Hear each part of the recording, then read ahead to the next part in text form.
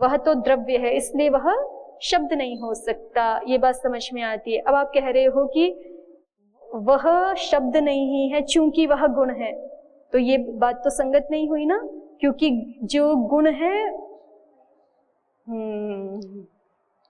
ऐसा भी नहीं बोल सकते, लेकिन शब्द भी गुण है। ठीक है, शब्द भी गुण है, जो गुण है वह शब्द ही है ऐसे तो नहीं कह सकते, लेकिन जो शब्द है वह गुण ही है।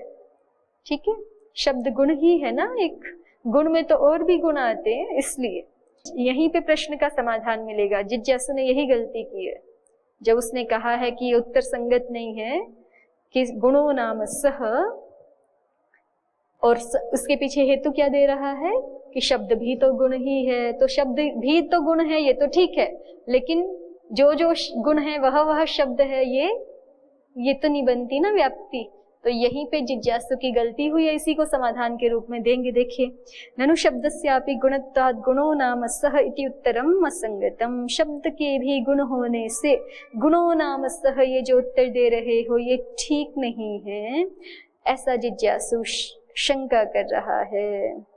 यथा तस्य द्रव्यत्वे द्रव्यम नाम तत् इति उत्तरासंगतिरिति चेत।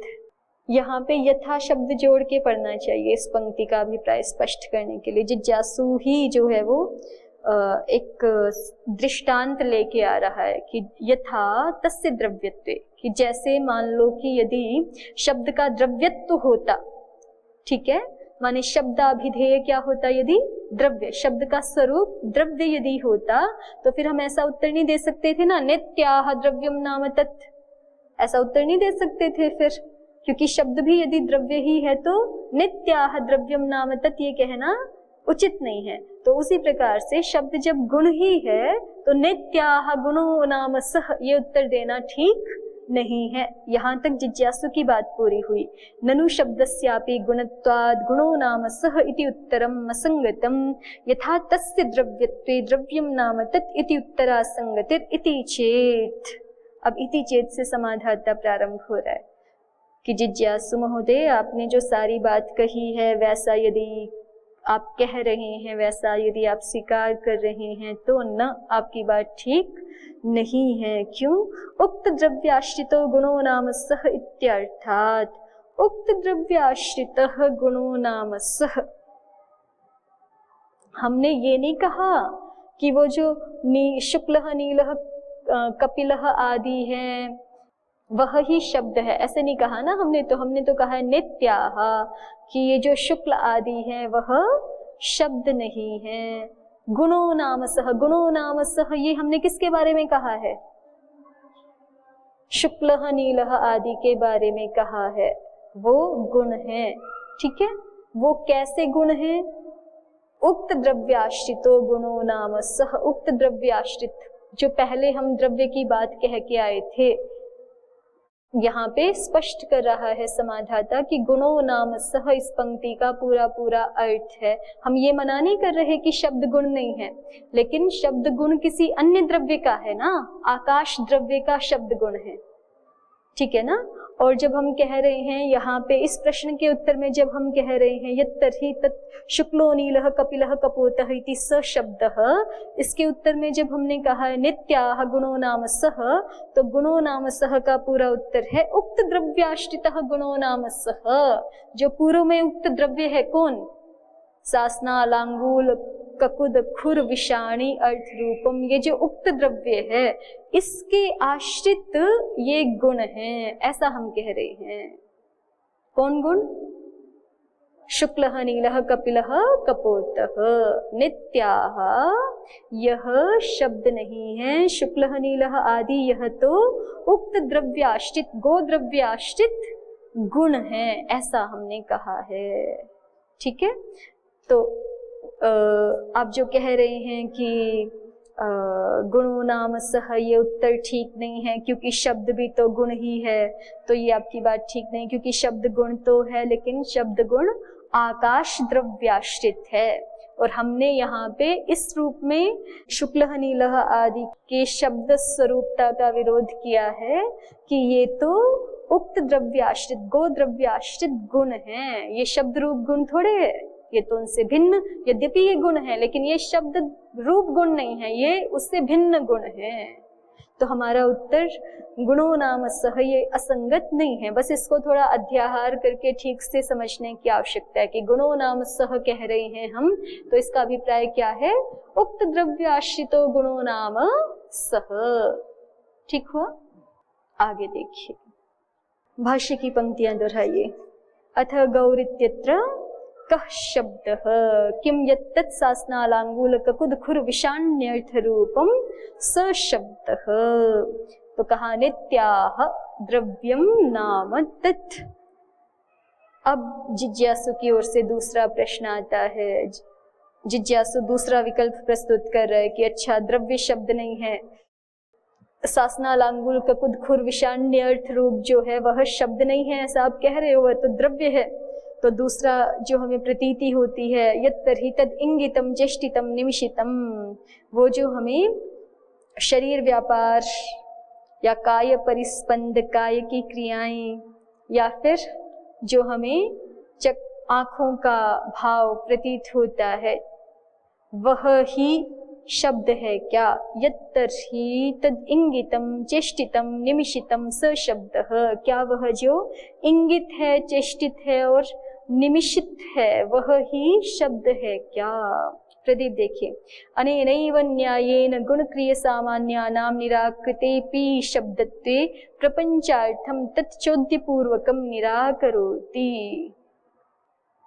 अनेनैव न्यायेन माने प्रदीप ने जो पहले हेतु दिखाया था, सबसे पहले प्रदीप ने नित्याह द्रव्यम नाम तत्पर क्या हेतु दिखाया है कि शब्द श्रोत्रेंद्रिय ग्राह्य है, और ये जो सासना लांगुल ककुद खुर विषाण्य अर्थ रूप है ये श्रोत्रेंद्रिय ग्राह्य नहीं है, इसलिए शब्द नहीं है। ये हेतु दिखाया था ना, यही हेतु सब जगह भी लग जाएगा। जब हम क्रिया के बारे में प्रश्न कर रहे हैं तो ये हेतु वहां भी तो लगेगा कि क्रिया श्रोत्रेंद्रिय ग्राह्य नहीं है। शब्द का लक्षण तो पहले ही कर दिया, उद्योतकार ने भी स्पष्ट बता दिया ना, सामान्य व्यतिरिक्तत्वे सति श्रोत्रेंद्रिय ग्राह्यत्वम ही शब्द लक्षणम, ये बताया है। तो इसके अनुसार तो अनेनैव न्यायेन, उसी न्याय से, उद्योत देखिए, श्रोत्राग्राह्यत्वादेव, अनेनैव न्यायेन माने श्रोत्राग्राह्यत्व जो है वो शब्द नहीं है। ये न्याय हम जो पहले कह आए हैं उसके अनुसार ही क्रियादीनाम शब्दत्वे निरस्ते, उसी न्याय से ही क्या हो जाएगा? क्रियादियों का भी शब्दत्व निरस्त हो जाएगा, वो भी शब्द नहीं है ऐसी बात सिद्ध हो जाएगी। तो फिर किमुत्तर ग्रंथेन, तो फिर बार बार जो है अलग अलग क्रिया आदि के बारे में प्रश्न करके फिर आप उसका अलग अलग उत्तर दे रहे हो, उससे क्या प्रयोजन? आगे वाला जो जितना भी शास्त्र है, जितने भी शास्त्र वाक्य हैं, कस्तर ही शब्द से पहले पहले उनका क्या ही प्रयोजन है? कोई यदि ऐसा कहे श्रोत्राग्राह्यत्वादेव क्रियादीनाम शब्दत्वे निरस्ते किम उत्तर ग्रंथेन, अगर ऐसा कोई कहे तो उसको प्रदीपकार उत्तर दे रहे हैं। इत्यतः वो खुद ही बता रहे हैं कि हाँ, हमें भी पता है, अनेनैव न्यायेन गुण क्रिय सामान्यानाम निराकृतेपि, इसी न्याय से ही गुण क्रिया और सामान्य भी निराकृत हो जाएंगे, माने उनके भी शब्दत्व की आशंका समाप्त हो जाएगी, निरस्त हो जाएगी, उनके इस पक्ष का भी खंडन हो जाएगा। ऐसा होने पर भी अनेनैव न्यायेन गुण क्रिया सामान्यानाम निराकृतेऽपि शब्दत्वे, इसी न्याय से ही गुण क्रिया और सामान्यों के शब्दत्व का निराकरण हो जाने पर भी प्रपंचार्थम, प्रपंच के लिए, विस्तार के लिए, विस्तार से इस प्रसंग को आचार्य दिखाना चाहते, अध्येताओं के समक्ष स्पष्ट करना चाहते हैं, इसके लिए तच्चोद्य पूर्वकम निराकरोति, उस पक्ष में प्रश्न पूर्वक उसका समाधान कर रहे हैं, प्रश्न पूर्वक पुनः खंडन कर रहे हैं। तच्चोद्य पूर्वकम निराकरोति यत्तर्हीति, ये प्रश्न है जिज्ञासु की ओर से। यत्तर्हि तद इंगितम चेष्टितम निमिषितम स शब्दः गो शब्दार्थे चैषाम संभवात शब्दत्वम आशंक्यते, गो शब्द के अर्थ में इन सब का संभव होने से, ठीक है, ये हम पहले देख ही चुके हैं किस तरह से गो शब्द के अर्थ के रूप में क्रिया का भी ग्रहण संभव है ना।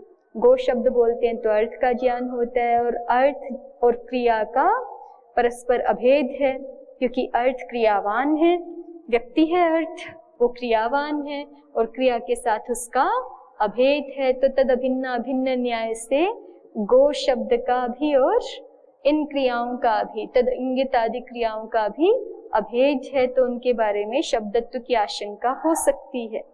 गो शब्दार्थे चैशाम संभवात शब्दत्वम आशंक्यते। गो शब्दार्थ में इन क्रियाओं का संभव होने से इनके बारे में शब्दत्व की आशंका हो रही है। परिहारस्तु पूर्ववत, परिहार तो पहले की तरह समझ लेना चाहिए कि ये क्रियाएं हैं।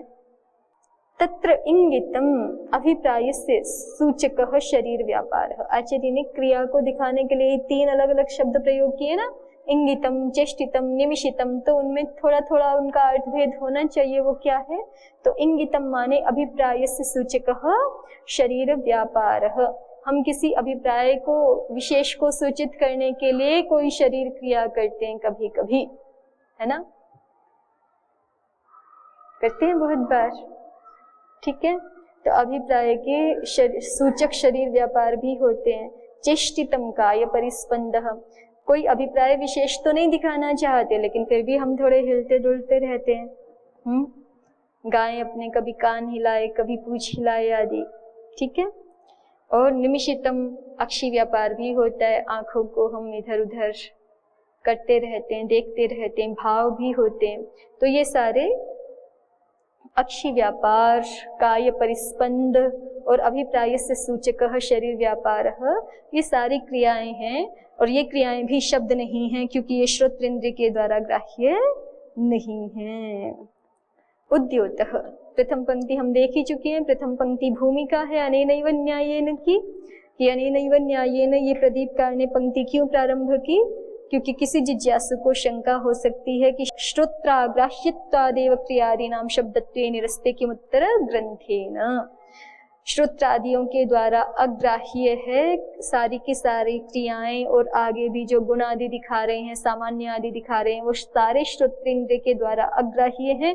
इसलिए उनका शब्दत्व तो अपने आप ही पूर्वोक्त न्याय से ही निरस्त हो गया। तो फिर आगे आपने भाष्य ही क्यों कहा, भाष्य की पंक्तियां किस लिए कही? तो कहा कि ठीक बात है कि उसी न्याय से ही गुण क्रिया सामान्य सभी का ही शब्दत्व निराकृत हो गया है। फिर भी प्रपंच के लिए आचार्य ने आगे की भाष्य का विस्तार किया है, आगे का भाष्य कहा है, आगे के भाष्य का प्रणयन किया है। गो शब्दार्थे चैशाम संभवादिति, गो शब्दार्थ में इनका संभव होने से, इनका किनका? गुण क्रिया और सामान्य इनका, ठीक है। गो शब्द के अर्थ में गुण क्रिया और सामान्य इनका संभव होने से। कैसे संभव है? तो कहा अभेद संभवात, तेन तद अभिन्न अभिन्नस्य तद अभिन्नत्वम, ठीक है। वहां पे केवल उद्योत ने तद अभिन्न अभिन्नस्य इतनी ही बात बोली थी। अब उस न्याय का अगला शब्द भी बोल दिया है और स्पष्ट कर दिया है, तद अभिन्न अभिन्नस्य तद अभिन्नत्वम। उससे जो अभिन्न माने एक से अभिन्न, दूसरा उससे जो अभिन्न, तीसरा उस तीसरे का तद अभिन्नत्वम, उस प्रथम से भी अभिन्नत्व होता है।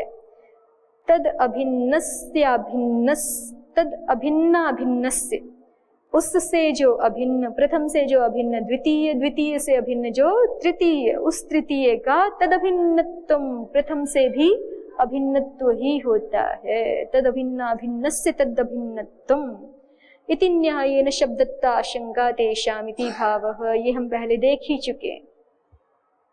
यद्वा गो शब्दार्थे गुण समूहे समूहितया येषां संभवात्। उद्योतकार यहाँ पहले जिस बात को विस्तार से कह आए हैं उसको फिर से संक्षेप से दोहरा दे रहे हैं। पीछे 3 पक्ष दिखा करके आए हैं ना, कैसे गुण और क्रिया के बारे में भी शंका उत्पन्न हो सकती है शब्दत्व की, इसके बारे में 3 पक्ष दिखाए हैं पीछे।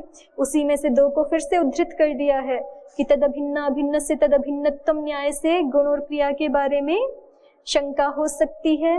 और या फिर यद्वा गो शब्दार्थे गुण समूहे समूहितया येषां संभवात् इत्यर्थः, या फिर गो शब्द का जो अर्थ है वो क्या है? गुण समूह। गो शब्द का अर्थ माने द्रव्य और द्रव्य माने गुण समूह, तो गुण समूहे समूहितया, उस गुण समूह में एक समूही कौन भी है, उस गुण समूह में एक समूही क्रिया भी है, एक समूही जो शुक्ल नील कपिल आदि है वो भी है, तो एक समूही जो है वो आकृति भी है, तो इसलिए उनके बारे में भी शंका हो सकती है। समूही समझ गए ना, समूह अस्य अस्ति समूही, समूह है जिसका, वो समूही माने समूह में बहुत सारे गुणों का समूह द्रव्य है, तो उसमें जो एक एक गुण है वो समूही कहलाएगा। ठीक है। शरीर व्यापार, शरीर व्यापार रोमांचादि, शरीर व्यापार क्या है, रोमांचादि शरीर व्यापार। नित्याः क्रिया नाम सा यत्तर्हि तद इंगितम चेष्टितम निमिषितम इति स शब्दः, ये जिज्ञासु ने प्रश्न किया। समाधाता उत्तर दे रहे नित्याः क्रिया नाम सा, कि नहीं नहीं वो शब्द नहीं है, इति न अर्थात वह शब्द नहीं है, इति आह ऐसा आचार्य कहते हैं, क्रिया नाम सा वह तो क्रिया है, और क्रिया भी श्रोत्रेंद्रिय ग्राह्य नहीं होती है, इसलिए वो भी शब्द नहीं है। आगे यत्तर्हि तत् शुक्लो नीलः कपिलः कपोत इति स शब्दः, क्या वह जो शुक्ल नीलः कपिलः कपोत वो प्रतीति होती है हमें गौः शब्द बोलने पर, स शब्दः वह शब्द है क्या। प्रदीप ने कहा शुक्लो नील इति द्रव्यस्य प्रागुपन्यासाद गुणमात्राभिधायिनोत्र शुक्लादयो द्रष्टव्याः, कि किसी को शंका हो कि शुक्ल बोलने से तो द्रव्य का भी ग्रहण होता है और गुण का भी, तो यहाँ पे होता है ना, नहीं होता क्या। शुक्ल पटः ये भी प्रयोग होता है, और पटस्य शुक्ल ये भी प्रयोग होता है कि नहीं। शुक्ल पटः, तो फिर इस प्रयोग में शुक्ल किसको कह रहा है, द्रव्य को। ठीक है। और पटस्य शुक्ल बोले तो पटस्य शुक्ल गुणः, तब केवल गुण का ग्रहण होता है।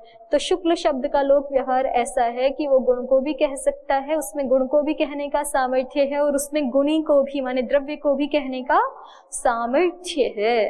तो इसलिए प्रदीपकार स्पष्ट कर रहे हैं कि यहाँ पे यत्तर्हि तत् शुक्लः नीलः कपिलः कपोतः जब बोल रहे हैं तो ये गुण संबंधी ही प्रश्न है, गुणों के बारे में, शुक्ल आदि गुणों के बारे में प्रश्न किया जा रहा है, गुणत्व की शब्द आकांक्षा की जा रही है, न कि द्रव्य की। क्यों, देखिए द्रव्य से प्राग उपन्यासाद, क्योंकि द्रव्य के बारे में पहले ही आचार्य कह चुके हैं, द्रव्य वाला पक्ष सबसे प्रारंभ में ही दिखा चुके हैं ना, द्रव्य की शब्दत्व आकांक्षा तो सबसे पहले की है।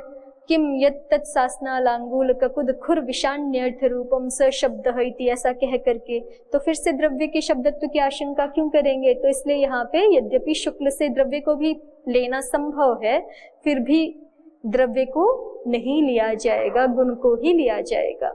ठीक। द्रव्य से प्राग उपन्यासाद, क्योंकि विकल्पों के पक्ष में द्रव्य को पहले ही दिखाया जा चुका है, उसका प्राग उपन्यास हो चुका है, पहले ही वर्णन हो चुका है, पहले उसको दिखाया जा चुका है, इसलिए गुण मात्रा अभिधायिनोत्र शुक्लादयो द्रष्टव्याः, इसलिए यहाँ पर गुणवाची ही, केवल गुण के अभिधायी, विशुद्ध रूप से गुण को कहने वाले ही जो शुक्लादि शब्द हैं वही समझने चाहिए, उन्हीं का इस भाष्य में ग्रहण है, गुणवाची शुक्लादि शब्दों का ही इस भाष्य में ग्रहण है, इति द्रष्टव्यम, ऐसा समझना चाहिए। ठीक। तो यत्तर्हि तत् शुक्लो नीलः कपिलः कपोत इति स शब्दः उत्तरीय भाष्यकार ने नित्याः गुणो नाम सः, कि नहीं, ऐसा आचार्य कहते हैं कि वह शुक्ल नील कपिल कपोत आदि भी शब्द नहीं है, गुणो नाम सह, वह तो सासना लांगूल ककुद खुर विषाणी अर्थ रूप जो द्रव्य है उसके आश्रित गुण है। ठीक है, या कह लीजिए कि वह तो गो द्रव्य के आश्रित गुण है, वह शब्द नहीं है, शुक्ल नील आदि शब्द नहीं है। अग्रिम प्रश्न है यत्तर्हि तद भिन्नेश्व भिन्नम छिन्नेश्व छिन्नम सामान्य भूतम स शब्दः, जिज्ञासु चतुर्थ विकल्प रख रहा है शब्द स्वरूप के संदर्भ में कि क्या वह जो भिन्नों में अभिन्न, छिन्नों में अछिन्न सामान्य स्वरूप है वह ही शब्द है क्या। प्रदीपकार को देखिए, भिन्नेश्व भिन्नमिति अनेन सामान्यस्य एकत्वं कथ्यते। भिन्नेश्व भिन्नम ऐसा वर्णन करते हुए भाष्यकार क्या दिखा रहे हैं कि जाति एक ही होती है, जाति का एकत्व होता है ना। व्यक्ति जो है वो अनेक होते हैं लेकिन जाति एक होती है। करोड़ों गायें हैं, करोड़ों मनुष्य हैं, करोड़ों बंदर हैं, करोड़ों पक्षी हैं, लेकिन उनमें मनुष्यत्व, पक्षित्व या पशुत्व आदि जाति एक ही है, गोत्व आदि जाति एक ही है। तो भिन्नेश्व भिन्नम कह करके भाष्यकार क्या दिखा रहे हैं, जाति का, आकृति का एकत्व दिखा रहे हैं। अनेन सामान्यस्य एकत्वं कथ्यते। और छिन्नेश्व छिन्नम कह करके क्या दिखाना चाह रहे हैं कि जाति नित्य होती है। छिन्नेश्व छिन्नमित्यनेन तु नित्यत्वं दर्शयति। छिन्नो अनेक व्यक्तियों के छिन्न हो जाने पर, नष्ट हो जाने पर भी जो अविच्छिन्न बनी रहती है, वो निरंतर जो बनी रहती है वह जाति है। इसलिए जाति का नित्यत्व है। ठीक है, आगे देखिए, सामान्य भूतम इति सत्याख्यम महासामान्यम गोत्वादेः सामान्य विशेषस्य उपमानम निर्दिष्टम। सामान्यमिव सामान्य भूतम भूत शब्दः उपमार्थे यथा पितृभूत इति। यहाँ पे प्रदीप जो है वो सामान्य भूतम का एक विशेष अर्थ कर रहे हैं। सामान्य भूतम का अर्थ है सामान्यम इव। देखिए प्रदीपकार के अनुसार सामान्य भूतम माने सामान्यम इव, भूत शब्द को उपमा अर्थ में लिया है। आगे लिखा भी है ना स्पष्ट ही, भूत शब्द उपमार्थे। और जब भूत शब्द उपमा अर्थ में है तो सामान्य के तुल्य ऐसा अर्थ हो गया ना। इव शब्द का भी हम प्रयोग कर सकते हैं, इव कहिए, तुल्य कहिए, एक ही बात है ना। तो सामान्यम इव, सामान्य के समान। सामान्य भूतम का अर्थ क्या है, सामान्य के समान। यथा पितृभूत, जैसे हम किसी को कहें, किन्हीं चाचा आदि को भी कि ये तो मेरे पिता के समान है, हिंदी में भी बोलते हैं ना, तो वैसे ही अयम मम पितृभ्यः, अयम मम पितृभूतः, ये मेरे पिता के तुल्य ही हैं, ऐसा बोलते हैं। तो वैसे ही सामान्य भूतः का अर्थ यहाँ पे क्या कर रहे हैं, सामान्य के तुल्य। ठीक है, सामान्यम इव, भूत शब्द उपमा अर्थ में ले लिया। क्या कहना चाहते हैं कि देखिए, सामान्य तो होता है महासामान्य, सत्ताक्षम महासामान्यम, सत्ता रूप एक महासामान्य है कि नहीं। सत्ता रूप एक महासामान्य है। सत्ता में सत शब्द से ता प्रत्यय हुआ है। त्वा, ता कहिए, ता माने तल, तस्य भावस्त्व तलौ, और त्वा और तल तो एक ही अर्थ के वाचक है ना भाई। मनुष्य का भाव, मनुष्य से भाव, आप मनुष्यत्व कहिए या मनुष्यता कहिए, एक ही तो बात है, एक ही बात है ना। वैसे ही हम सत का भाव कहें, सतः भावः, तो सतः भावः वो सत्वम भी हो सकता है या सत्ता भी हो सकता है, एक ही बात है। और ये जो सत्ता है वो गोत्व की भी सत्ता है, मनुष्यत्व की भी सत्ता है, पशुत्व की भी सत्ता है। हर एक जो हम ये छोटे छोटे जातियां बोल रहे हैं, मनुष्यत्व, पशुत्व, वृक्षत्व आदि, गोत्व आदि, इन सब में सत है कि नहीं। भाव, सत माने भाव होना, ये वहां है कि नहीं। बिना सत पदार्थ के कुछ भी अन्य आगे विस्तृत हो सकता है क्या। तो ये जो छोटे छोटे सामान्य है ना, गोत्व, मनुष्यत्व, पक्षित्व, अश्वत्व आदि, इन सब का एक महासामान्य होता है जिसको क्या कहा जाता है, सत्ता। गोत्व में भी सत्व है या उसकी भी सत्ता है, गोत्व में भी सत्ता है, मनुष्यत्व में भी सत्ता है कि नहीं, वृक्षत्व में भी सत्ता है। तो सब मनुष्यों का एक छोटा सामान्य मनुष्यत्व, सब गायों का एक छोटा सामान्य गोत्व, सब अश्वों का एक छोटा सामान्य अश्वत्व। ठीक है, लेकिन इन सभी में भी, इन सभी जातियों में भी मनुष्यत्व, अश्वत्व, गोत्व में भी एक महासामान्य है जिसको क्या कहते हैं, सत्ता। ठीक है, निर्विशेष सत्ता। अब इसमें तो मनुष्यत्व में कुछ विशेषता आ गई। मनुष्यत्व जो है मनुष्यों को भिन्न करता है ना, गोत्व गायों से भिन्न करेगा, अश्वों से भिन्न करेगा, तो वहां तो कुछ वैशिष्ट्य आ गया। लेकिन निर्विशेष सत्ता रूप एक महासामान्य भी होता है जो कि सभी सामान्यों का मूल कारण है। ठीक, उसके बारे में कह रहे हैं सत्ताख्यम महासामान्यम, सत्ता नाम वाला, सत्ता इस आख्या वाला एक महासामान्य है। वो गोत्वादेह सामान्य विशेषस्य उपमानम निर्दिष्टम, गोत्वादि सामान्य विशेष का उपमान कहा गया है। ध्यान दीजिए फिर से, एक महासामान्य होता है जिसको हम सत्ता कहते हैं, और एक जो गोत्वादि है वो सामान्य तो है, लेकिन वो देखिए जो गोत्व है वो सामान्य है किनकी दृष्टि से? सारी गायों की दृष्टि से। संसार भर की जितनी गायें हैं उन सब की दृष्टि से तो गोत्व क्या है? सामान्य है। लेकिन मनुष्यत्व की दृष्टि से गोत्व क्या है? विशेष है। तो गोत्व केवल सामान्य नहीं है, विशुद्ध सामान्य नहीं है। गोत्व जो है वो सामान्य विशेष दोनों है। मनुष्यत्व भी सामान्य विशेष दोनों है, अश्वत्व भी सामान्य विशेष दोनों है। लेकिन सत्ता केवल निर्विशेष सामान्य है, या उसको कहिए वो केवल सामान्य ही है, वो महासामान्य है। इसीलिए उसको महासामान्य कहते हैं, क्योंकि वो सब में है ना, वो किसी को किसी से अलग नहीं कर रही। सत्ता किसी को किसी से अलग नहीं कर रही, सत्ता तो सब में है, सबके एकत्व की प्रतीति करा रही है। और गोत्व आदि किन्हीं प्राणियों में तो एकत्व की अनुभूति करा रहे हैं और किन्हीं को उससे अलग भी कर रहे हैं। तो गोत्व आदि सामान्य विशेष है और सत्ता महासामान्य है, निर्विशेष सामान्य है।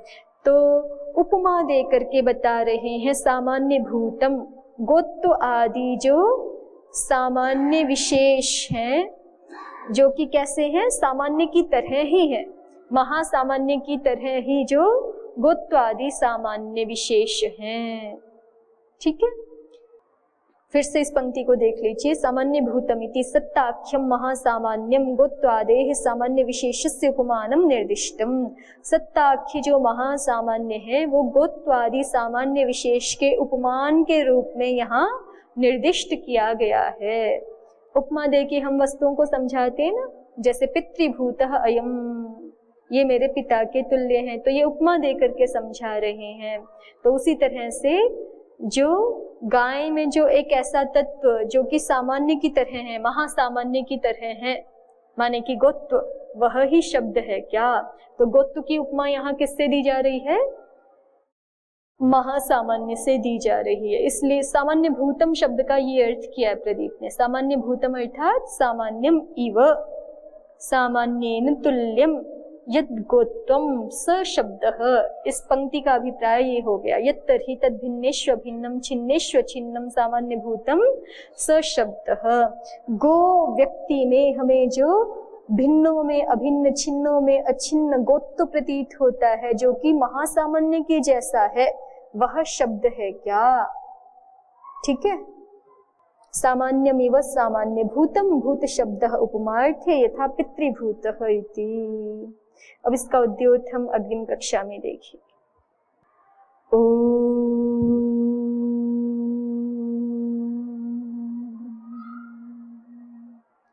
शांति शांति शांति।